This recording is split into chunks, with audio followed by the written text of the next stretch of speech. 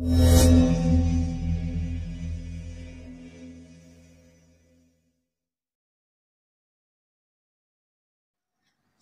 pagi mahasiswa sekalian, kita lanjutkan proses pembelajaran hari ini. Kita akan lakukan proses pemeriksaan fisik sistem kardiovaskuler atau jantung. Alat-alat yang disiapkan, Enscone, kemudian stetoskop, kemudian ada 2 penggaris, kemudian ada bengkok. Kita mulai dari proses pemeriksaan fisik seperti pemeriksaan fisik sistem lainnya. Di sistem kardiovaskuler kita juga akan memulai dengan IPPA, yaitu inspeksi, palpasi, perkusi, dan auskultasi. Kita mulai dari proses komunikasi terapeutik dari awal. Selamat pagi Pak Aris. Pagi. Gimana keadaannya hari ini? Mendingan. Agak masih sedikit sesek ya.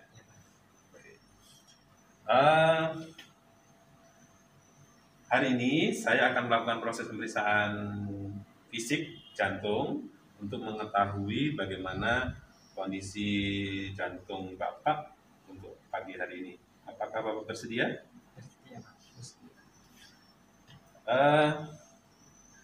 Pertama, kita lakukan inspeksi. Inspeksi pada pasien dengan gangguan kardiovaskuler ini biasanya kemampuan untuk memenuhi kebutuhan oksigen karena dari proses pompa jantungnya yang menurun itu juga terlihat dari saat kita inspeksi. Pertama kita inspeksi daerah wajah juga, kemudian bibir, apakah dia ada sianosis atau tidak. Kemudian kita lihat CRT, ya, capillary refill time, kita tekan, kemudian kita lepas. Apakah ada proses pengembalian darah ke bagian perifer, baik atau tidak. Kalau dia pengembaliannya lebih dari 2 atau 3 detik, maka akan pasien mengalami masalah di darahnya atau di perfusi ke bagian perifer. Kemudian kita lihat juga peningkatan tekanan vena jugularis. Ya, pada tekanan jugularis kita lihat di vena jugularis ada bagian leher. Pasien kita suruh nengok sebelah kiri. Kita nengok sebelah kiri, kita lihat di bagian vena jugularisnya. Apakah ada tekanannya berlebih dari venanya tersebut? Biasanya kalau pasien mengalami gagal jantung kanan, itu akan terlihat sangat jelas pembesaran atau peninggian dari vena jugularis. Pertama kita taruh salah satu penggaris itu ada di Angel of Lewis, ya. Kalau kita ini di badan sternum, Angel of Lewis ada di atas, ya. Di bagian Angel of Lewis, kemudian pasien sebelah kiri, kemudian kita lihat peninggian secara vertikal. Apakah di ada peninggian nggak di vena jugularisnya? Kalau dia melebihi 2,5 cm dari penggaris yang kita berikan vertikal, ini hanya untuk mengukur atau melihat puncak dari vena, kemudian diukur ke penggaris yang satunya. Kalau dia peninggiannya lebih dari 2,5, berarti ada peningkatan tekanan vena jugularis.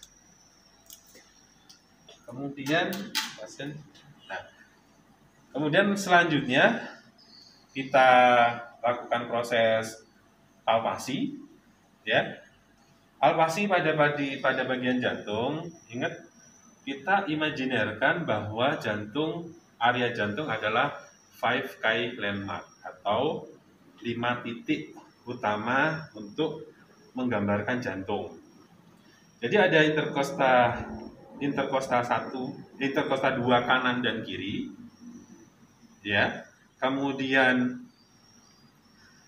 apex itu ada di mid clavicula, interkosta ke 5, apex, kemudian bagian dikit ke epigastrium, kemudian bagian dari midclavicular. Ya, di 5 titik inilah imajiner dari jantung. Kalau jantung ini, apex ini adalah puncak, basal adalah interkosta 2 kanan dan kiri. Tetapi kalau bagian anatomi jantung itu terbalik, ya. Jadi basalnya ada di atas, puncaknya ada di bawah. Karena kita lihat oval begitu, bagian atas ini disebut sebagai basal, bagian bawah disebut sebagai apex ataupun puncaknya. Ya. Kemudian kita lakukan perkusi. Jadi sama seperti pemeriksaan pernafasan, area jantung saat kita perkusi adalah menjadi daerah yang peka atau dullness.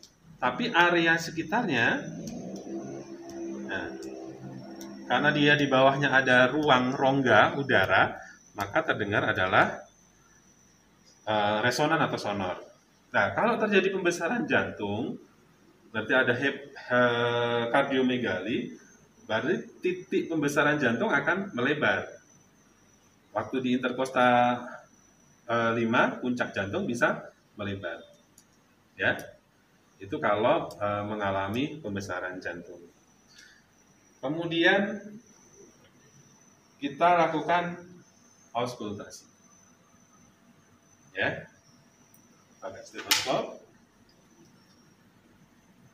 Auskultasi ini kita akan mendengar suara jantung. Suara jantung normal itu suara jantung 1 dan 2. Apa itu suara jantung 1? Suara jantung 1 itu ditimbulkan saat terjadi penutupan katup mitral dan trikuspid. Penutupan katup mitral dan trikuspid itu saat terjadi proses pertama sistol, itu namanya suara jantung 1. Kalau suara jantung 2 itu saat menutupnya katup aorta dan katup pulmonal. Itu adalah periode awal dari diastol. Maka nanti kalau kita saat lakukan auskultasi, suara jantung 1 itu akan terdengar keras di bagian apex daripada suara jantung 2. Tapi kalau nanti kita auskultasi pada bagian basal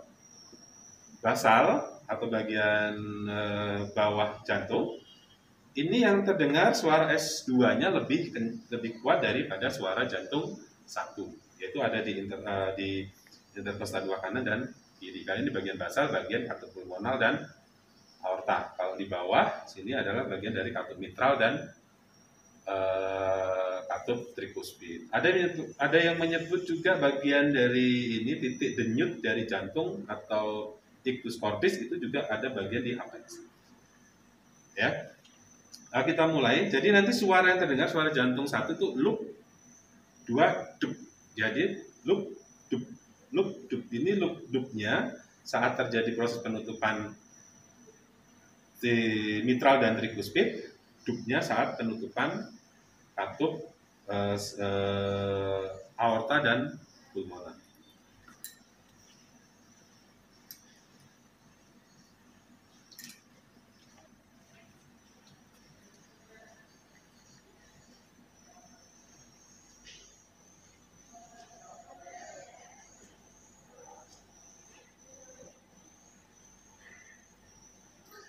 Ini suara jantung 1 lebih keras daripada suara jantung 2.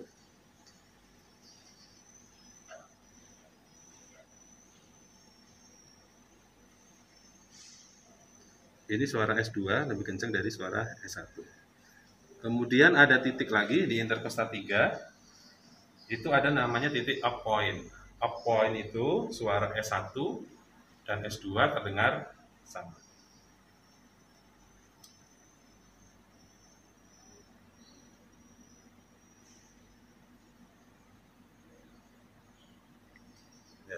Denyutan antara loop-nya itu sama di titik up point.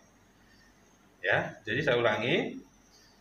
Suara S1 akan terdengar keras ada di apex, saat menutupnya katup mitral dan trikuspid. Kemudian suara jantung 2, S2 akan terdengar suara lebih keras, S2, itu saat menutupnya katup pulmonal dan katup aorta, itu ada di interkosta 2. Nah, bagaimana dia mengalami proses ketidaknormalan itu kalau ada suara jantung tambahan di setelah dari suara jantung 1 dan 2. Jadi bisa ada suara jantung 3 maupun 4. Itu bisa terdengar suara murmur atau suara galop. Jadi seperti kalau luk-duk tadi ada tambahannya luk-duk-duk. Ya, berarti itu ada tambahan suara saat kita auskultasi. Itu menunjukkan bahwa pasien mengalami masalah di jantungnya.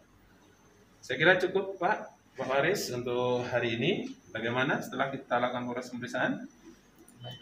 Baik, baiklah nanti saya akan kesini lagi jam 5 sore. Kita akan berikan obat untuk Bapak yang jam 5 sore nanti. Baik Pak, saya kira cukup itu untuk siang ini. Kita kalau ada apa-apa bisa hubungi ke bagian anestesi. Baik Pak, selamat siang.